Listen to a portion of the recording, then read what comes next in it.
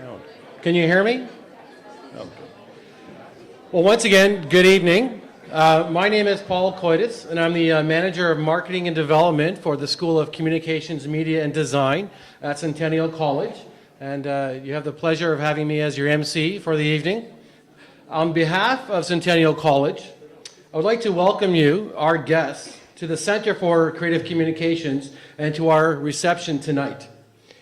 I'd like to say many thanks, first off, to our esteemed partners, the East York Foundation and the Learning Resource Center, for their key roles in tonight's event in this project.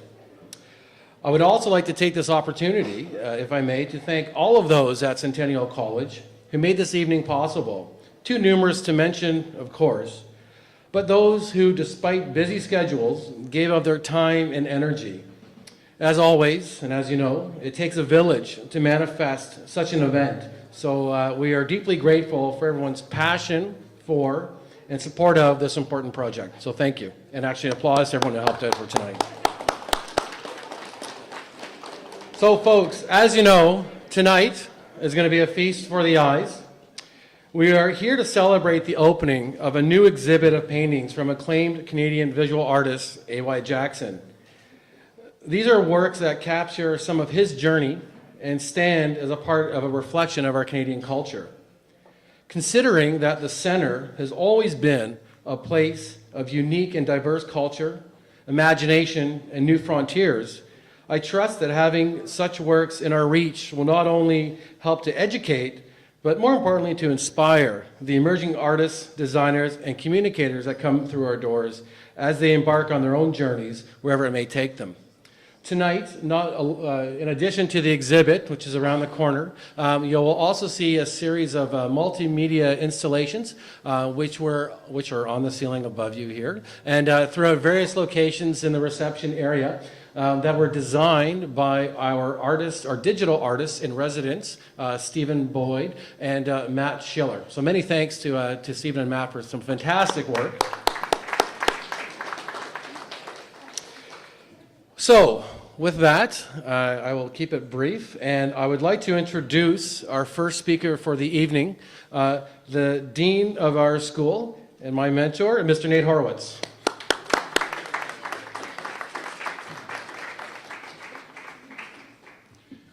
I'm not quite as tall as Paul, so I'll just pull this down a bit. Welcome, everyone. Welcome. I'd like to welcome the friends and members of Centennial College and the friends and members of the East York Foundation. It's a very important night for all of us. And thanks for coming tonight. I want to give particular thanks to the East York Foundation, Nola McConnan, Raymond White, and Adrian King in particular, who made this happen. Because without the East York Foundation, this would not be happening. And of course, also to thank very much our Director of the Learning Resource Centers, Gladys Watson. Gladys. Adam Craig. Adam is now an East Yorker. He's an employee of Centennial College in the facilities. He's an interior designer, and he and his new bride, I guess, just moved into a house in East York. So that's great. And of course, there's many people to thank. Stephen Boyd, who's our digital artist in residence, and Matt Schiller, whose work, you can see the work on the ceiling. Always good to look up at the ceilings. The Sistine Chapel had the same idea, I think, quite a few years ago. Or those people who did the Sistine Chapel, one person particularly. And I particularly want to thank Paul Koidis. Paul is our manager of marketing communications development for the School of Communications, Media and Design, and Paul and his team pulled all this together tonight working with the East York Foundation. So I want to thank Paul.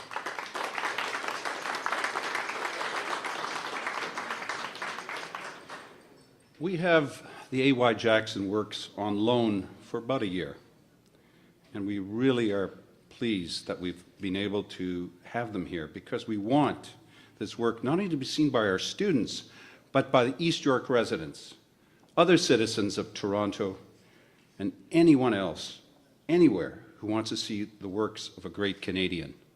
Somebody who centrally defined Canadianism through visual art. The work that you're going to see, A.Y. Jackson's work, took place, this particular work took place in the 50s and 60s. Do you remember the 50s and 60s?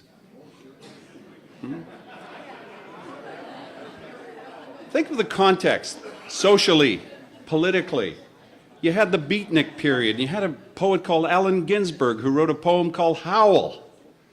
That was a complete attempt to disrupt linear thinking and political systems.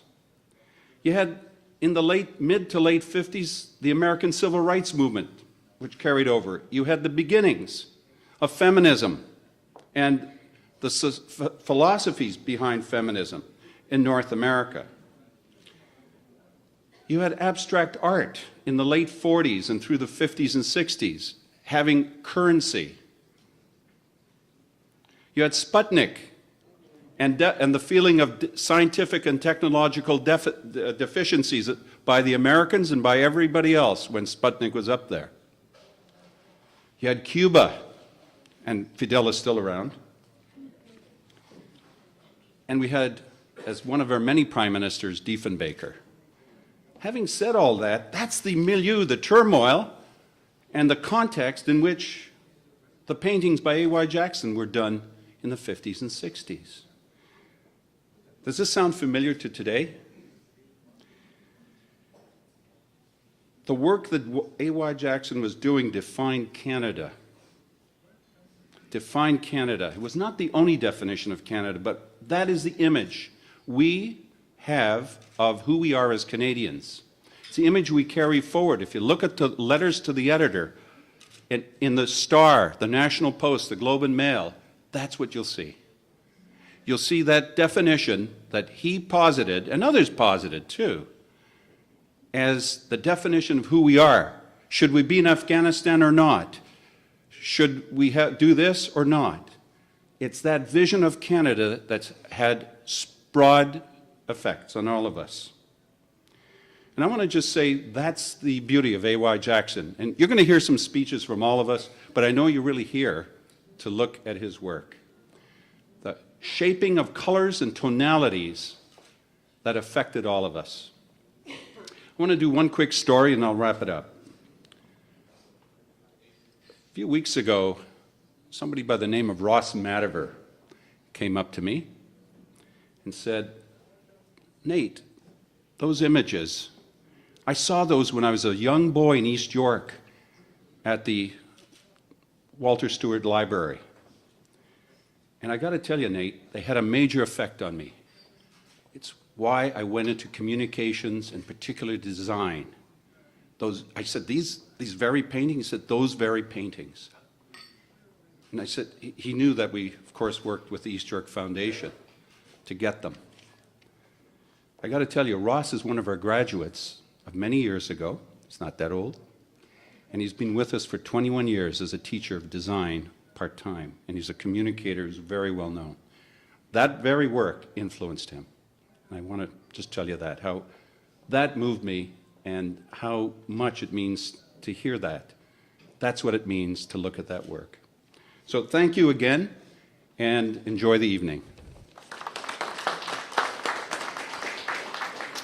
Thanks very much, Nate. At this time, I would like to call upon Nola McConnan, the Artistic Director from the East York Foundation, to say a few words. Nola?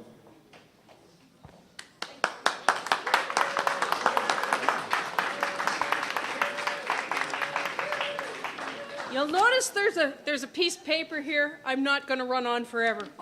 I promise. Good evening, everyone. 3 things are being celebrated tonight. A great visual artist and arts leader, his audience, and the display of pictures down the hall in the Learning Resource Center. All of these items are mutually dependent. A.Y. Jackson dedicated his life to creating pictures. This has never been an easy career choice if your idea of career includes stable income and job security. In addition to choosing to be a visual artist, A.Y. chose to be a rebel. Another difficult career choice, since these choices were made before the era of grants and peer review. Inspired by Tom Thompson AY, along with J.H. MacDonald and the rest of the group of 7, showed a truly Canadian vision of our country to us. AY traveled the country from end to end while specializing in his province of birth, Quebec.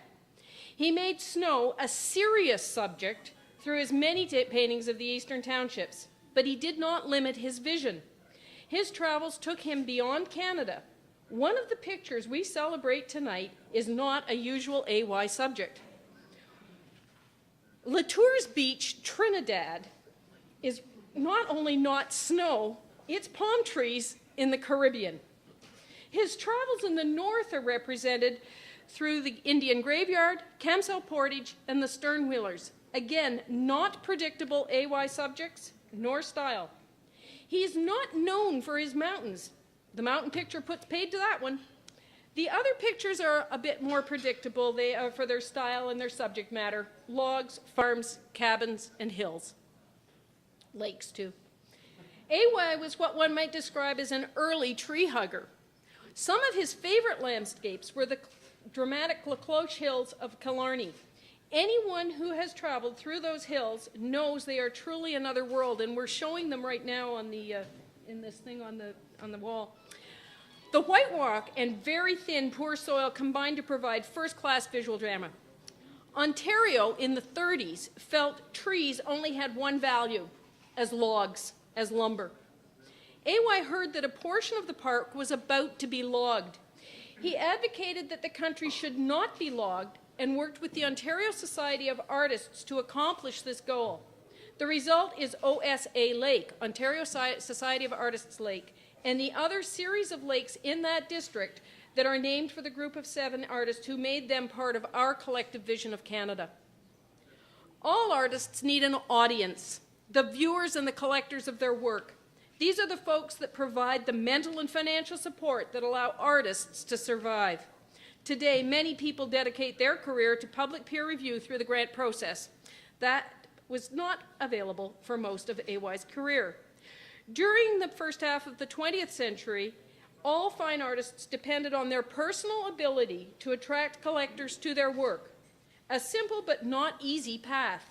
Fiscal reality often meant works were sold for barely the cost of materials. Walter Stewart met AY when Walter was only 20 and AY a mere 38. Walter was immediately drawn to AY's images, and he turned that very important part of any artist's life, the audience that puts its money where its mouth is, the collector, the mentor. He purchased for the rest of AY's career, as our foundation group of paintings demonstrates. All artists need a venue to display their work. For some, it will always be their living room or Aunt Sheila's bedroom. The resident citizens and artists of East York are very fortunate. True Davidson and Walter Stewart ensured 2 venues for the purpose of displaying our works of art. The majority of the Foundation's collection of mid-20th century fine art hangs at the East York Civic Centre. We are thrilled, though, as the Foundation, to have the AYs in their temporary home here at Centennial College Centre for Creative Communications. Got the whole thing in. As my chair, Ray White, will mention, Walter Stewart specified the AYs are to remain on permanent display in the library that bears his name. So we're also looking forward to when they come back. Maybe we'll have another party. Last, AY was a teacher who believed in and practiced support of new and emerging artists. He would have been pleased to see his works used as templates for a new generations of artists in a new century. At this point, on behalf of the Foundation, I would like to thank 3 people. Dean Horowitz for welcoming the AYs to the Centennial College Centre for Creative Communications. Adam Crabe for implementing the hanging system. When you see this, anybody who knows how those paintings hung over at Walter Stewart, you're going to be thrilled. The third person is Paul Koidis, who has gone above and beyond the call of duty to make this function happen tonight. Thanks, everybody.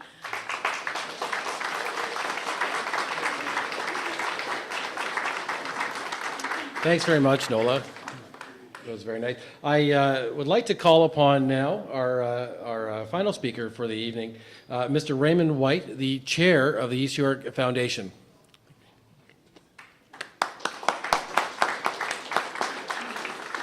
Thank you, Paul. I have a speech too, imagine that. 617 words, reads in 128 seconds. I've already done. So I'll take this opportunity. I always try and size up the group before I give a speech. And I'll give you my philosophy on speeches because I learned it from Reverend McCurry when I was a 16-year-old boy back in, well, we'll say, late 60s. And I was brought up in a strict upbringing, Presbyterian family, and I think we'll all agree that's a pretty fundamentalist religion.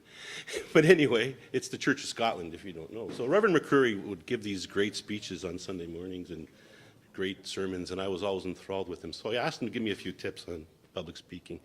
And he said, Ray, when you do a speech, think of a miniskirt. Long enough to cover the subject, but short enough to be interesting. Hence, 617 words. So, it's certainly a pleasure to be here tonight in celebration of the wonderful paintings we're about to see. I mean, how often is it that we get to see a group of A.Y. Jacksons, and there's a Carl Schaefer there as well, in our own neighborhood, in our own backyard. I think it's truly outstanding that this has happened. Now, over the course of the years, these paintings have been East York's, tiny little secret. They've been on display for over 40 years. They've been in the S. Walter Stewart Library, as we've already heard. So that's 4 decades. And over that period of time, I think we should acknowledge the staff of the East York Library Board and now the Toronto Library Board. They've been the dutiful and faithful custodians of these paintings, and we know they have a great affection for them. So I'd just like to acknowledge and thank them for their care and affection over the years of the paintings. Now, the East York Foundation is pleased to enter into this partnership with the Center for Creative Communications. I was asked to say that by Mr. Koidis. And, we're pleased to strut our stuff in a new venue, frankly. And I say, if you're going to strut your stuff, what better stuff to strut than a bunch of A.Y. Jacksons? I think that's a really good thing to do. Now, to add a bit of context tonight, I want you to know a bit about the East York Foundation, because I think it's very important. Now, the East York Foundation was established by a private member's bill in 1965, an act of Parliament of Province of Ontario. So the East York Foundation Act, you can look it up in the legislative statutes. It's still there today. That's why we're here. We exist. Now, the driving force behind the foundation was True Davidson. Now, I don't know how much people know about True Davidson, but I may not look it, but I was born in the 50s, and I was lucky enough to go to school and know True Davidson as the Reeve and the Mayor of East York. And I'd have to say that it's through True's vision that we have these paintings. And True, in a lot of respects, was, I'll say, a trailblazer for the female politicians of today. And I would say that she was the prototype for, the person that everyone seems to love, Hazel McCallion in Mississauga. That's not a new act. True Davidson had that, 40 years ago. And for me, I'm going to digress, but as a boy, she was always impeccably dressed. And she was always flamboyantly dressed. And I say that with affection because you could see True coming from 8 blocks away because there'd be pink, flowery dresses and bonnets like you've never seen. And I think, and I really do think, that she was operating in a world where, the politician was a man, a middle-aged man, not like myself. And I think she used her dress and her hats as a symbol, and I think sometimes as a weapon to her advantage. So she was quite the lady, I might say. And I feel fortunate that I can recount those personal stories about her. But in any case, the reason the foundation was brought to bear was because at that time, amalgamation talks were going on. And hard to imagine. And, we all know these neighborhoods we had, East York, Forest Hill, Willowdale, Agincourt. And we know that they all ended up being amalgamated to some degree. And True wanted to make sure East York always existed, and that's why she did the foundation. And we know at that time East York survived the amalgamation and actually got bigger with the joining of the town of Leaside. So we had the borough of East York. And I'd add that True became the first mayor of East York, the borough of East York. Now the foundation was established with the mandate to promote and enrich the cultural and recreational lives of the citizens of the borough of East York. And one way this was done was to acquire works of art. And the works of art we have here tonight are a small sample of the collection we have, as Nola's alluded to. And in particular, as Nola mentioned, these works of art were donated with the covenant that they would be displayed in perpetuity in the Walter Stewart Library. Now, we welcomed the fact that the Walter Stewart Library would undergo a renovation, but we were faced with a conundrum, what to do with the paintings, of course. And you heard from Nola, but I'll say that it was Nola and Dean Horowitz, their vision, that brought this partnership to bear. And in particular, I think that Dean Horowitz saw an opportunity to continue to display the paintings and also to educate the youth of our community. I know when I went to school, I could name the group of 7 like that. I can't do it today, unfortunately, I can't do that. I asked my 17-year-old son today when I picked him up at Leaside High if he could do it. He named 5. I had to go to my office and look on the internet, and he actually only named 4 because he named Tom Thompson as one, and in fact, he wasn't one. But I think we all would recognize that he probably was the force behind the group. But in any case, I think it's very important that we have a rich culture in this country, and I think that students here at the college and in the neighborhood, people can come and see these paintings. I think it's just a wonderful opportunity, because as we know, they've lived in relative obscurity for 40 years. So we realized that it would be stretching the terms of the original donation, but we thought the spirit would be upkept by displaying them here in this wonderful educational setting. So in closing, I too have to acknowledge a few people, and I've already acknowledged Nola and Dean Horowitz. I'd also acknowledge Adrian King and Paul Koidis for their work in this endeavor. And I just do want to acknowledge the members of the foundation board, which are Gord Piercy, John Carter, Shannon Weens, Janita Downing, and of course, we've talked about the first mayor of East York, Borough of East York. We also have the last mayor of East York on the foundation board, Michael Prue. He also is a member of Parliament, if you didn't know, and I might say he has to be, in my books, a champion extraordinaire for East York and all things East York, Michael. So I also want to thank you all for coming and joining us with this celebration, because I think that's important, and I hope you enjoy seeing the paintings as much as we've enjoyed bringing them to you. Thank you.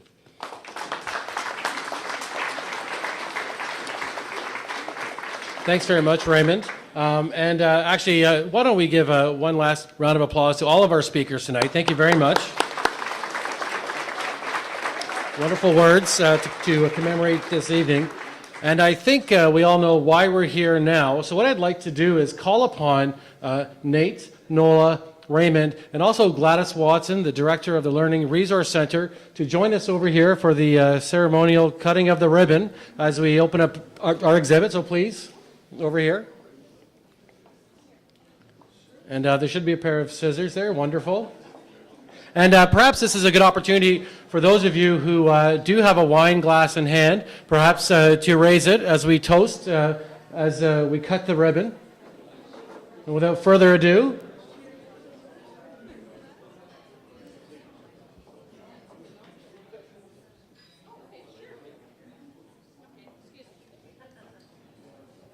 it was a lot simpler in the planning stage. Shall we count to 3? 1. 1.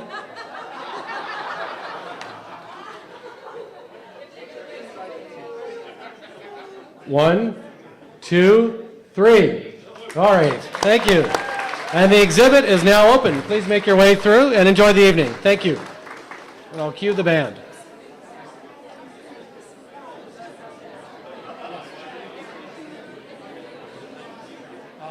Yes, we'll take them.